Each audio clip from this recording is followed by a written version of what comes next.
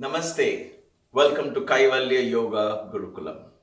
As promised, I am going to take each step of Sun Salutations, Suryanamaskar, and explain a little more in detail just for your reference and for your learning, so it will help you perfect each of those steps. So to begin with, in today's video, I will start with step 12, the last step, Tadasana, which is actually step 0, because even before we go into Anjali Mudra, we first stand in Tadasana, Anjali Mudra, then we chant the mantra. How do you stand in Tadasana? Tada means mountain. And so in Tadasana, let's look at the feet. The first thing you want to make sure is that your feet are parallel to each other. Sometimes unconsciously, we tend to stand like this.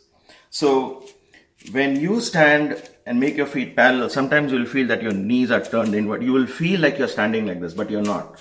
Okay, so this is aligning your knees. These are aligning your ankles and actually even your lower back. So standing with your feet parallel, the distance between your heels and your toes should be the same.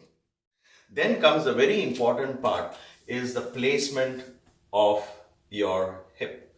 Now, as we stand, if you notice here, many of us stand like this. I'll explain this better without a shirt so you'll understand the curvature in the spine is what I'm talking about. We're going to introduce a concept called lengthening the spine. What is lengthening the spine in a yoga practice? Let's see that in a bit. Okay, so now in Tadasana, the placement of the hip, this part is very crucial, this section here. Now, how do we stand normally? And I'm going to exaggerate this a bit. So we normally stand like this with our stomach pushed out, and we tend to do this, right? We may not be going all the way like this, but generally if you notice yourself, there'll be a tendency for this to come out. And especially for those of us who have an extra belly here, this weight pulls the spine, and more often than not, we stand like this. So what happens here is there's a lot of pressure on the spine constantly as you're standing, and that's why when you stand for a long time, you get lower back problem. So now in yoga, when we stand straight, watch my back again. When I stand straight, there is a curvature in the back. There is a concavity here. See? I hope you can see this here. So how do you overcome this and make it straight? Now watch my hip. What I do here is I'm going to shift my hip forward. So from here, this hip forward like this. The small little thrust of the hip from standing like this, where I stick my butt out. And again, I'm exaggerating this so that you will understand the difference. From here, I'm going to keep one hand at the back, one hand forward, and I'm simply thrusting my hip slightly forward. So now watch happen to the back.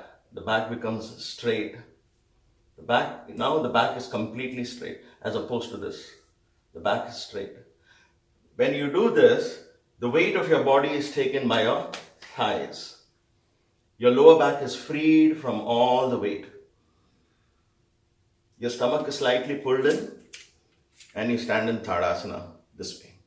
Okay, so try practicing this movement of the hip from standing like this to this, so you straighten your back. This is crucial because the next step, when you lean back, again you bend your knees, you take all the weight on your thighs, and there is zero pain or weight or stress on your lower back as you go back in step 1. All right, thank you for watching.